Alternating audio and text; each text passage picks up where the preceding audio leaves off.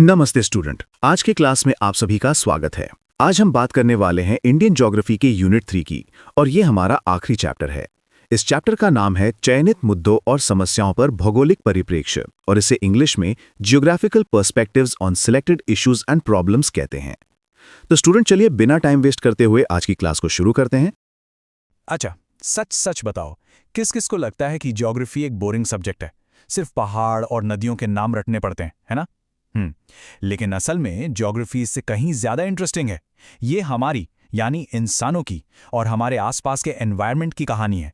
तो चलो आज प्रूव करते हैं कि ये सब्जेक्ट बिल्कुल भी बोरिंग नहीं है। तो मिलिए गंगा से, पर ये सिर्फ एक नदी नहीं है। सोचो, ये 2525 किलोमीटर लंबी एक लाइफलाइन है, एक जीवन रेखा जो हिमालय से शुरू होकर उत्तराखंड और उत्तर प्रदेश जैसे स्टेट से गुजरती है। और पता है, ये 60 करोड़ से भी ज्यादा लोगों को सपोर्ट करती है। पीने के पानी से लेकर खेती तक सब कुछ इसी पर निर्भर है। कितनी बड़ी बात है ना? लेकिन यहां पर एक बहुत बड़ी और थोड़ी अजीब सी बात सामने आती है। जिस नदी को हम इतना पवित्र मानते हैं, जिसे माँ कहते हैं, वही नदी आज दुनिया की सबसे गंदी यानी पल्यूटेड नदियों में से एक बन गई है। पर यह हुआ कैसे? सवाल तो यही है ना। चलो आज इसकी ही जांच पड़ताल करते हैं। तो हमारा पहला सवाल, आखिर गंगा इतनी मैली हुई क्यों? इसके पीछे मेन रीजंस क्या हैं? चलो एक एक करके इस पजल के पीसेस को जोड़ते हैं। इस कहानी के सबसे बड़े विलन हैं हमारे शहर और फैक्ट्रीज। पहला है डोमेस्टिक सीवेज। अरे सिंपल भाषा में हमारे घरों से निकलने वाला गंदा पानी। कानपुर और वाराणसी जैसे बड़े शहरों में ये सारा गंदा पानी बिना साफ किए डायरेक्ट नदी में चला जाता है। फिर आती हैं फैक्ट्रीज। लेदर और केमिकल फैक्ट्रीज से क्रोमियम और लेड जैसे जहरीले पॉइजनस केमिकल्स सीधे पानी में घुल जाते हैं। सोचो, ये तो पानी में जहर मिलाने जैसा हुआ। प्रॉब्लम सिर्फ शहरों तक ही नहीं है दोस्तों, हमारे खेत और हमारी परंपराएं भी इसमें शामिल है। खेती में यूज होने वाले केमिकल फर्टिलाइजर्स और पेस्टिसाइड्स यानी कीटनाशक बारिश के पानी के साथ बहकर सीधे नदी में पहुंच जाते हैं। और फिर हमारी धार्मिक प्रथाएं, पूजा की सामग्री, मूर्तियों का विसर्जन, ये सब हम भक्ति से करते हैं, लेकिन इससे भी नदी में प्रदूषण बढ़ता है। अच्छा, अभी हमने खेती वाले केमिकल्स की बात की ना, उनसे एक बहुत ही इंटरेस्टिंग चीज होती है जिसे साइंस की भाषा में यूट्रोफिकेशन कहते हैं। घबराओ मत, बहुत सिंपल है। देखो, जैसे जमीन पर फर्टिलाइजर डालने से फसल तेजी से उगती है, वैसे ही ये केमिकल्स पानी में एल्गी यानी काई को बहुत तेजी से बढ़ा देते हैं। इतनी ज्यादा काई हो जाती है कि वो पानी की सारी ऑक्सीजन चूस लेती है। नतीजा, पानी के अंदर बेचारी मछलियां और बाकी जीव सांस नहीं ले पाते और मरने लगते हैं। सिंपल है ना? ठीक है, तो अब तक हमने ये समझा कि गंगा गंदी क्यों हो रही है, लेकिन इसका असर क्या होता है, सिर्फ नदी पर या हम लोगों पर भी? सोचो जरा। और ये देखो, यहां फर्क बिल्कुल साफ है। एक तरफ साफ नदी से हमें मिलता है पीने का साफ पानी, अच्छी खेती और आबाद मछलियां, लेकिन दूसरी तरफ गंदी नदी से क्या मिलता है? कॉलेरा और टाइफाइड जैसी बीमारियां, खत्म होती डॉल्फिन्स और मछलियां और जहरीले फसलें। मतलब ये हमारी हेल्थ, इकोनॉमी और यहां तक कि हमारी आस्था सब पर चोट है। फर्क बिल्कुल दिन और रात जैसा है। और है, पोल्यूशन का एक सबसे दुखद शिकार है ये मासूम सा जीव, गंगा रिवर डॉल्फिन, जो इंडिया का नेशनल एक्वाटिक एनिमल भी है। पानी में ऑक्सीजन की कमी और डैम्स बनने की वजह से इसकी संख्या इतनी कम हो गई है कि अब ये क्रिटिकली इंडेंजर्ड है। इसका मतलब अगर कुछ नहीं किया गया तो शायद ये हमेशा के लिए गायब हो जाएगी। ओके, अभी तक हमने काफी सीरियस प्रॉब्लम्स डिस्कस किए हैं, पर कहानी यहां खत्म नहीं होती। ये कहानी सिर्फ प्रॉब्लम्स की नहीं, बल्कि उन्हें आसाल करने की कोशिशों की भी है। तो चलो अब देखते हैं कि गंगा को बचाने के लिए क्या क्या किया जा रहा है। गंगा को साफ करने की कोशिश कोई नई बात नहीं है। इसकी शुरुआत 1985 में गंगा एक्शन प्लान से हुई थी, जो इंडिया का पहला बड़ा रिवर क्लीनअप प्लान था। फिर 2014 में लॉन्च हुआ नमामि गंगे प्रोग्राम। ये एक नया और बेहतर मिशन था, जिसमें पिछले प्लान की गलतियों से सीखकर चीजों को एक नए तरीके से करने की कोशिश की गई। तो ये नमामि गंगे मिशन काम कैसे करता है? इसके 4 मेन स्टेप्स हैं। पहला, नए सीवेज ट्रीटमेंट प्लांट्स यानी एसटीपी बनाना और पुराने वालों को अच्छा करना। दूसरा, फैक्ट्रीज पर सख्त नजर रखना ताकि वो गंदगी ना फैलाएं। तीसरा, और ये बहुत जरूरी है, लोगों को जागरूक करना यानी पब्लिक अवेयरनेस। और चौथा, नदी के किनारे पेड़ लगाना और वहां के जीव जंतुओं को बचाना। तो ये एक कंप्लीट 360 डिग्री अप्रोच है। तो आज हमने गंगा की पूरी कहानी देखी, उसकी प्रॉब्लम्स, उनके असर और उसको बचाने के प्लान्स। क्या इस नदी को बचाना सिर्फ गवर्नमेंट का काम है या इसमें हमारी भी कोई जिम्मेदारी बनती है? सोचना जरूर। चलो चलो जल्दी सेटल डाउन। आज हम एक ऐसे टॉपिक पे बात करेंगे जो हम सबकी लाइफ से जुड़ा है, इनफैक्ट हम सबकी सांसों से जुड़ा है, एयर पोल्यूशन। ज़रा स्क्रीन पे देखो, ये कोई ड्रामा नहीं है, this is a real scientific report. पढ़ के देखो, इसका मतलब समझे आप? सिर्फ सांस लेने की कीमत हमारी लाइफ के 10 साल हो सकती है। शॉकिंग है ना? चलो आज इसकी पूरी जांच पड़ताल करते हैं। तो सवाल ये उठता है कि आखिर इन शहरों की हवा इतनी जहरीली, इतनी टॉक्सिक हुई कैसे? सो लेट्स डाइव राइट इन। ये है हमारा आज का case study, the mystery of the missing fresh air. और इस मिस्ट्री को सॉल्व करने के लिए हम 2 शहरों की कहानी सुनेंगे। हमारे 2 मेन सस्पेक्ट्स हैं, कोलकाता और दिल्ली। चलो पता लगाते हैं। ओके, तो इन्वेस्टिगेशन शुरू करने से पहले यह समझना जरूरी है कि इसका असर होता कहां है। और मैं बता दूं, ये गंदी हवा सिर्फ हमारे लंग्स में नहीं जाती, ये हमारी सेहत और हमारी जेब यानी बैंक बैलेंस दोनों पर भारी पड़ती है। देखते हैं कैसे। देखो, हेल्थ का तो सीधा साधा हिसाब है, अस्थमा, सांस लेने में प्रॉब्लम, आंखों में जलन और बार बार डॉक्टर के चक्कर। सिंपल। पर इकोनॉमी पे कैसे असर पड़ता है? जरा सोचो, कोई टूरिस्ट अमेरिका से आया है, उसे ताजमहल देखना है, पर उसे ताजमहल के बजाय सिर्फ स्मॉग दिखता है। फोटो आएगी खराब, उसका पूरा ट्रिप खराब और अल्टीमेटली हमारे देश की इमेज खराब। और डेली लाइफ का तो क्या ही कहना। सर्दियों में दिल्ली के स्कूल बंद हो जाते हैं। आप लोगों के लिए तो आराम हो जाता है, फन टाइम है ना, लेकिन देश के फ्यूचर के लिए ये एजुकेशन का कितना बड़ा लॉस है। ऑलराइट, अब टाइम आ गया है डिटेक्टिव बनने का। चलो इन 2 शहरों के विलन्स को ढूंढते हैं। पर एक स्पॉइलर अलर्ट दे देता हूं, ये किसी एक मुजरम का काम नहीं है, यहां तो पूरी की पूरी गैंग काम कर रही है। तो हमारा पहला स्टॉप कोलकाता। ओके, तो कोलकाता की कहानी थोड़ी यूनिक है। यहाँ का सीन थोड़ा अलग है। यहाँ पास्ट और प्रेजेंट दोनों मिलकर पोल्यूशन बढ़ा रहे हैं। मतलब पुरानी प्रॉब्लम्स तो थी ही, अब नए डेवलपमेंट के साथ मिलकर हवा को और भी ज्यादा खराब कर रही हैं। तो इन विलन्स में कौन कौन है? नंबर 1, गाड़ियां। इमेजिन करो वो पुरानी पीली टैक्सी और वो पुरानी डीजल बसेस, धुआं ही धुआं।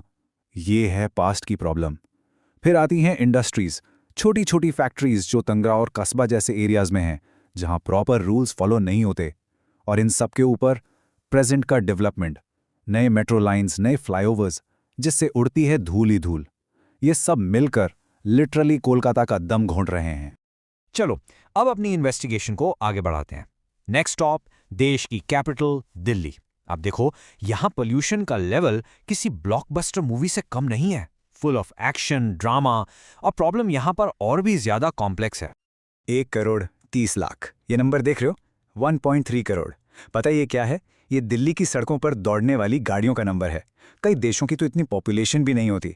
जस्ट इमेजिन, हर सुबह इतनी सारी गाड़ियां स्टार्ट होती हैं और हर गाड़ी एक चलती फिरती केमिकल फैक्ट्री जैसी है।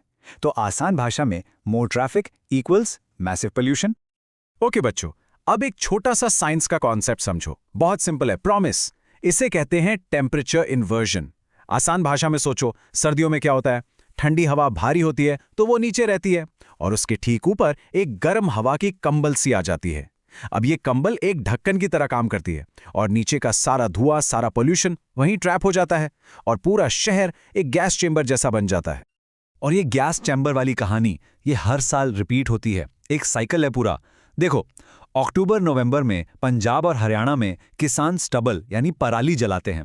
फिर हवा उस सारे जहरीले धुएं को उड़ाकर सीधा दिल्ली के आंगन में ले आती है और सर्दियों की टेम्परेचर इन्वर्जन वाली कंबल उस धुएं को वहीं लॉक कर देती है। रिजल्ट, दिल्ली का AQI यानी एयर क्वालिटी इंडेक्स, हवा का रिपोर्ट कार्ड समझो, F ग्रेड पे चला जाता है, सिवियर और इमरजेंसी लेवल्स। तो ये तो हो गए हमारे विलेंस। काफी आतंक मचा रखा है इन्होंने, है ना? पर टेंशन नॉट, हर फिल्म में हीरो भी होता है। तो अब देखते हैं कि इस पोल्यूशन के मॉन्स्टर से लड़ने के लिए हमारे हीरोज यानी कि सरकारी अथॉरिटीज क्या एक्शन प्लान्स बना रही हैं। दिल्ली में इसके लिए एक सिस्टम है जिसे कहते हैं GRAP, graded response action plan. इसको आप एक इमरजेंसी बटन जैसा समझो। जैसे जैसे हवा खराब होती जाती है वैसे वैसे रूल्स सख्त होते जाते हैं। लेवल 1 पुअर, कूड़ा जलाने पर ban. Level 2 very poor, diesel generators बंद। Level 3 severe, construction ban. और जब लेवल 4 यानी इमरजेंसी आता है तो समझो पोल्यूशन का लॉकडाउन लग गया। ट्रक्स की entry ban, odd even scheme शुरू। अब ये ऑड इवन स्कीम क्या है? बहुत ही सिंपल कॉन्सेप्ट है। अगर आपकी गाड़ी का नंबर ऑड नंबर पे एंड होता है, जैसे 1, 3, 5, तो आप ऑड डेट्स को गाड़ी चलाओगे। और अगर इवन नंबर पे, जैसे 2, 4, 6, तो इवन डेट्स को। मतलब एक दिन आपकी गाड़ी का इन डे है और अगले दिन ऑफ डे। फंडा सिंपल है, सड़क पर गाड़ियां आधी तो पोल्यूशन भी कम। और ऐसा नहीं है कि सिर्फ दिल्ली में काम हो रहा है, कोलकाता भी पीछे नहीं है। वो क्या कर रहे हैं? 15 साल से पुरानी कमर्शियल गाड़ियों को रिटायर कर रहे हैं, मेट्रो नेटवर्क को एक्सपैंड कर रहे हैं ताकि लोग अपनी गाड़ियां घर छोड़ दें, जगह जगह एयर क्वालिटी मॉनिटर्स लगा रहे हैं और सड़क की धूल साफ करने के लिए मशीन्स और पानी का इस्तेमाल कर रहे हैं। Basically smart targeted action. तो बच्चों, आज की क्लास का सबसे इंपॉर्टेंट लेसन क्या है? लेसन ये है कि पोल्यूशन एक मल्टी हेडेड रावणा जैसा है। इसके कई सर हैं, गाड़ियां, इंडस्ट्री, खेती बाड़ी, कंस्ट्रक्शन और हमारा मौसम भी। इससे लड़ने के लिए कोई एक मैजिक वॉन्ड नहीं है। इसे हराने के लिए सबको मिलकर लड़ना पड़ेगा। देखो, सरकार तो अपना काम कर रही है, प्लान्स बना रही है, पर यह लड़ाई अकेले सरकार नहीं जीत सकती। याद है क्लास के शुरू में हमने क्या देखा था? ये हवा हमसे हमारी जिंदगी के 10 साल छीन सकती है। उस एक साल को, उस एक दिन को, उस एक सांस को बचाने के लिए आप कल से क्या एक छोटा सा बदलाव लाओगे? इसके बारे में जरूर सोचना और हाँ, कमेंट सेक्शन में मुझे बताना जरूर। पश्चिम बंगाल में एक ऐसा अदृश्य संकट है जो लाखों जिंदगियों पर असर डाल रहा है। ये कोई ऐसी प्रॉब्लम नहीं है जो रोज रोज हेडलाइंस में आती है, लेकिन ये हमारी सबसे जरूरी चीज पानी में मौजूद है। तो चलिए आज इस छुपे हुए खतरे का पर्दाफाश करते हैं। ऐसी कौन सी चीज है जो दिखती नहीं, जिसका कोई टेस्ट नहीं, कोई महक नहीं, लेकिन वो आपके पीने के पानी में घुलकर धीरे धीरे आपको अंदर से बीमार कर सकती है? सोचो सोचो, ये एक सच्चा साइलेंट किलर है। इसका जवाब है आर्सेनिक। हाँ, और ये कोई दूर दराज की कहानी नहीं है। ये अभी इसी वक्त दक्षिणी पश्चिम बंगाल में हो रहा है, जहां लाखों लोगों के पीने के पानी में ये जहर घुला हुआ है। ये एक बहुत बड़ी पब्लिक हेल्थ क्राइसिस है जिस पर हमें ध्यान देना ही होगा। तो चलो अपना पहला चैप्टर शुरू करते हैं। सबसे पहले ये समझते हैं कि आखिर ये समस्या कितनी बड़ी है। बंगाल का ये साइलेंट जहर आखिर कितना फैला हुआ है? ये नंबर देखो, 2 करोड़। जी हाँ, अंदाजा है कि पश्चिम बंगाल में लगभग 2 करोड़ लोग ऐसे पानी से खतरे में हैं जिसमें आर्सेनिक की मात्रा हद से ज्यादा है। ये किसी एक शहर या कुछ गांव की बात नहीं है, ये पूरे इलाके में फैली एक आपदा है। सोचो जरा इसके बारे में। जब कोई लंबे समय तक ये जहरीला पानी पीता है तो उसे एक बीमारी हो जाती है जिसका नाम है आर्सेनिकोसिस। बिल्कुल सिंपल भाषा में ये आर्सेनिक पॉइजनिंग है। और इसके सबसे पहले लक्षण जो दिखने लगते हैं वो स्किन पर यानी त्वचा पर नजर आते हैं। ओके क्लास, चलो अब इस मामले की तह तक जाते हैं। सबसे बड़ा राज तो यह है कि आखिर ये जहर जमीन के नीचे पानी में आया कहां से? क्या ये फैक्ट्री से निकलने वाला पोल्यूशन है? चलिए पर्दा उठाते हैं जमीन के नीचे छुपे इस राज से। और यहां आती है सबसे हैरान करने वाली बात। इसका जो मेन सोर्स है ना, वो इंडस्ट्रियल पोल्यूशन नहीं है, ये जियोजेनिक है। जियोजेनिक का मतलब ये जमीन से ही पैदा हुआ है। ये आर्सेनिक हजारों सालों से जमीन के नीचे चट्टानों में नेचुरली मौजूद था। अब आपके दिमाग में एक बहुत जरूरी सवाल आ रहा होगा, सर अगर ये नेचुरल है और हमेशा से वहीं था, तो अभी अचानक इतनी बड़ी प्रॉब्लम क्यों बन गया? ऐसा क्या बदल गया जिसने इसे पानी में घुला दिया? इसको एक कहानी की तरह समझो। ये आर्सेनिक जमीन के अंदर एक सोया हुआ शेर था जो शांति से पड़ा था, किसी को नुकसान नहीं पहुंचा रहा था। फिर हम इंसानों ने खेती और अपनी जरूरत के लिए ट्यूबवेल से बहुत बहुत ज्यादा पानी निकालना शुरू कर दिया। इससे जमीन के नीचे का पूरा केमिकल बैलेंस बिगड़ गया और बस हमने उस सोए हुए शेर को जगा दिया। वो आर्सेनिक अब पानी में घुलने लगा और हमारे ग्लास तक पहुंच गया। तो अब जब ये जहर पानी में आ चुका है, इसका लोगों की जिंदगी पर, खेती बाड़ी पर और पूरे समाज पर क्या असर पड़ रहा है? ये सिर्फ एक हेल्थ प्रॉब्लम नहीं है, इसका असर बहुत ही ज्यादा गहरा और भयानक है।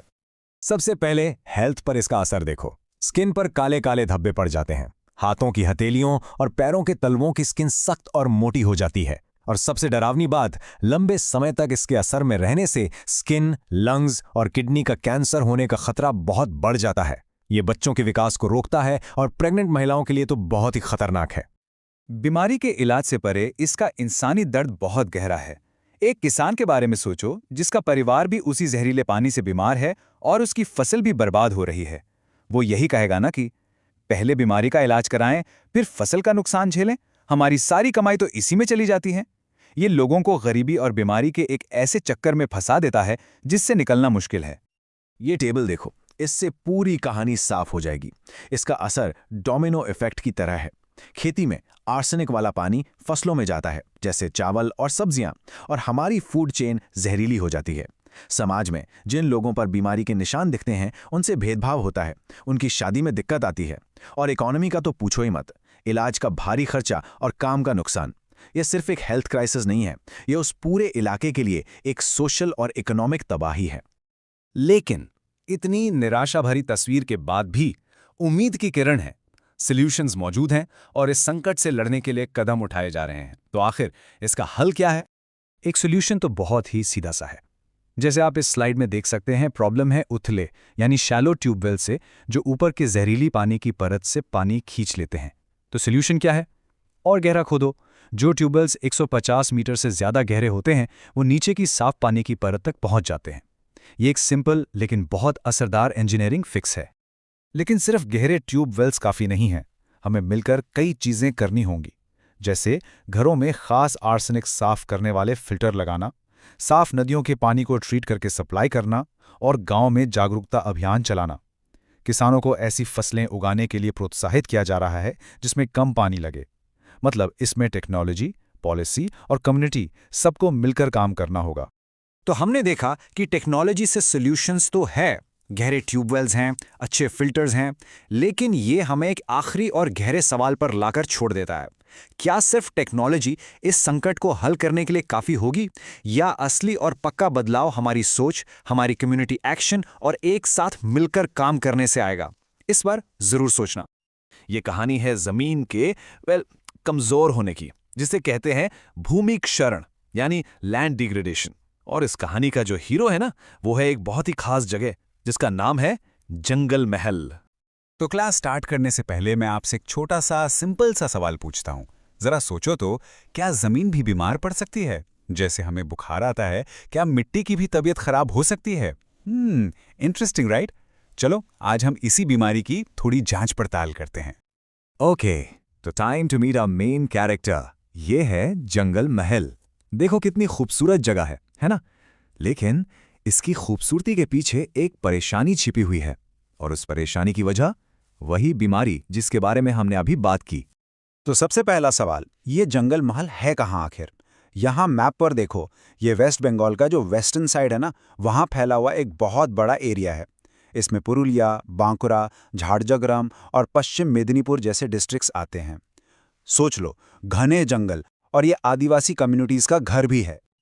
अब देखो, जैसे हर इंसान की अपनी एक अलग पर्सनालिटी होती है ना? वैसे ही हर जगह की भी होती है। तो जंगल महल की पर्सनालिटी कैसी है? यहाँ की जमीन थोड़ी उबड़ खाबड़ है, मिट्टी का रंग लाल है, जिससे हम लेटराइट सॉइल कहते हैं। इसमें ना आयरन बहुत होता है। यहाँ आपको सूखे पतझड़ वाले जंगल मिलेंगे, और सबसे इंपॉर्टेंट, यहाँ एक बहुत ही रिच ट्राइबल कल्चर है, एक अनमोल विरासत। लेकिन पता है क्या, यही सारी चीजें इसे थोड़ा सेंसिटिव भी बना देती हैं।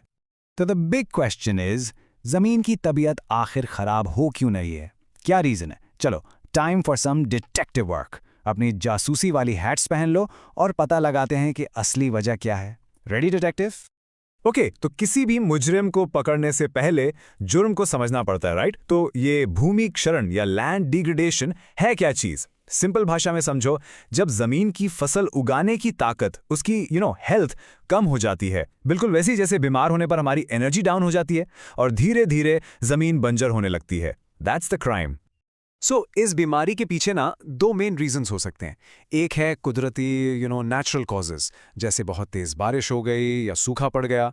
लेकिन इस कहानी के जो असली विलन्स हैं वो हैं वी ह्यूमंस और हमारी गलतियां।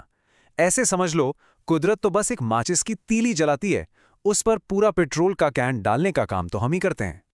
ऑलराइट डिटेक्टिव्स, ये रही हमारे मेन सस्पेक्ट्स की लाइनअप। इंसानी गलतियों की लिस्ट में टॉप पर हैं पेड़ों की अंधाधुंध कटाई यानी डिफॉरेस्टेशन।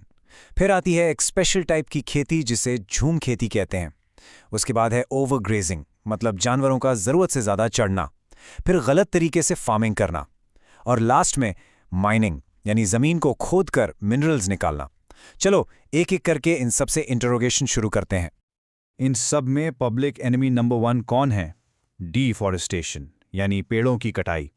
एक सेकंड के लिए सोचो, पेड़ जो है ना, वो ज़मीन के लिए एक प्रोटेक्टिव स्किन की तरह है। जब हम पेड़ काट देते हैं तो बेसिकली हम ज़मीन की स्किन ही छील देते हैं। फिर क्या होता है? तेज़ धूप, ज़ोरदार बारिश, सब सीधे मिट्टी पर अटैक करते हैं, और मिट्टी की जो सबसे इंपॉर्टेंट, सबसे उपजाऊ टॉप लेयर होती है ना, वो बेचारी बह जाती है। ओके, अगला सस्पेक्ट, झूम खेती। ये ना एक बहुत पुराना ट्राइबल तरीका है। इसमें लोग जंगल का एक छोटा सा हिस्सा साफ करके खेती करते हैं और फिर कुछ साल बाद उस जमीन को आराम करने के लिए छोड़ देते हैं ताकि वो आराम से हील हो सके। पहले ये आराम का टाइम काफ़ी लंबा होता था, तो ज़मीन आराम से रिकवर कर लेती थी। लेकिन अब क्या हुआ, पॉपुलेशन इतनी बढ़ गई है कि ज़मीन को आराम करने का टाइम ही नहीं मिल रहा। इमेजिन, आपको रोज़ काम करवाया जाए और सोने ना दिया जाए, क्या हाल होगा? वही हाल ज़मीन का हो रहा है। सो हमने प्रॉब्लम की वजह तो ढूंढ ली, लेकिन यहाँ एक ट्विस्ट है। जब जमीन बीमार पड़ती है तो दर्द सिर्फ उसको नहीं होता, इसका असर एक डोमिनो इफेक्ट की तरह होता है। आपने डोमिनोज से खेला है? एक गिराते हो तो सारे गिर जाते हैं, बस वैसा ही कुछ होता है। एक प्रॉब्लम 100 नई मुसीबतों को पैदा कर देती है। चलो ये चेन रिएक्शन देखते हैं। स्टेप 1, जमीन खराब हुई, ठीक है।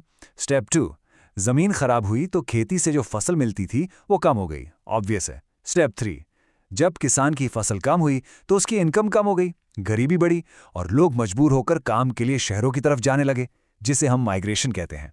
स्टेप 4, साथ ही जंगल बर्बाद होने से वहां रहने वाले जानवर और पौधे यानी बायोडायवर्सिटी वो भी खत्म होने लगी। और स्टेप 5, इस सबका सबसे बुरा असर किस पर पड़ा? ऐसी आदिवासी कम्युनिटीज पर जिनकी तो पूरी लाइफ ही जंगल और जमीन पर डिपेंड करती है। देखा, एक गलती और कितना बड़ा नुकसान। और इसीलिए मैं कहता हूं, ये सिर्फ एक एनवायरमेंटल प्रॉब्लम नहीं है, ये एक ह्यूमन प्रॉब्लम है। सोचो, एक एस्टिमेट के हिसाब से जंगल महल की 70% यानी 10 में से 7 लोग डायरेक्टली अपनी रोजी रोटी के लिए खेती और जंगल पर डिपेंड करते हैं। अब जब जमीन ही कमजोर हो जाएगी तो उनकी तो पूरी जिंदगी की नींव ही हिल जाएगी ना। ये ना एक विशियस साइकिल बन जाता है, एक ऐसा चक्रव्यूह जिससे निकलना बहुत मुश्किल है। यहां देखो, फसल बर्बाद हुई तो गरीबी आई, गरीबी से मजबूर होकर लोग जंगल काटने लगे, जंगल कटे तो जमीन और खराब हुई, जमीन और खराब हुई तो फसल और बर्बाद हुई, एंड गेस व्हाट, साइकिल फिर से शुरू। ये तबाही का पहिया घूमता रहता है, घूमता रहता है। ओके, आई नो, प्रॉब्लम काफी सीरियस है, थोड़ा डिप्रेसिंग लग रहा होगा, बट वेट, अच्छी खबर यह है कि हर बीमारी का इलाज होता है। सो चलो अब अपनी डिटेक्टिव हैट्स उतारो और डॉक्टर्स वाले कोट पहन लो। Time to make a treatment plan for our patient, the land. तो इस ट्रीटमेंट प्लान में क्या क्या है? सबसे पहली दवाई, एफॉरेस्टेशन, मतलब जमीन पर वो स्किन वापस लाने के लिए ढेर सारे पेड़ लगाना, सिंपल। दूसरा, सस्टेनेबल फार्मिंग, यानी खेती के ऐसे स्मार्ट तरीके यूज करना जो जमीन के दोस्त बने, दुश्मन नहीं। तीसरा, और यह बहुत इंपॉर्टेंट है, वाटरशेड मैनेजमेंट। इसका मतलब है बारिश के पानी की एक एक बूंद को बचाना, उसे वेस्ट नहीं होने देना। और चौथा, लोगों को कमाई के नए नए रास्ते दिखाना ताकि उनकी डिपेंडेंसी सिर्फ जंगल पर ना रहे। लेकिन इन सब दवाइयों से भी ऊपर एक मास्टर दवाई है, सबसे पावरफुल सॉल्यूशन। क्या है वो? कम्युनिटी पार्टिसिपेशन, मतलब वहां के लोकल लोगों को, आदिवासी कम्युनिटीज को इस काम में शामिल करना। एक बात हमेशा याद रखो, ये सारे प्लान्स कागज पर ही रह जाएंगे अगर लोग साथ ना दें, क्योंकि जंगल के असली गार्ड तो वही हैं, उनका साथ ही सबसे बड़ा इलाज है। और जब ये सारा ट्रीटमेंट ठीक से किया जाता है तो रिजल्ट्स बिल्कुल मैजिक जैसे होते हैं। इस चार्ट को देखो जरा, पेड़ लगाए तो देखो ग्रीन कवर कैसे ऊपर गया, सही तरीके से खेती की तो फार्मर्स इनकम भी बढ़ गई, और जब पानी बचाया तो जमीन के नीचे का वाटर लेवल भी राइज हो गया। मतलब हर तरफ से फायदा ही फायदा। This is a total win win situation. Alright, तो आज की इस पूरी क्लास, इस पूरी कहानी से हमने सीखा क्या? हर कहानी का एक मॉरल होता है, तो इस जंगल माहौल की कहानी का मॉरल ऑफ द स्टोरी क्या निकलता है?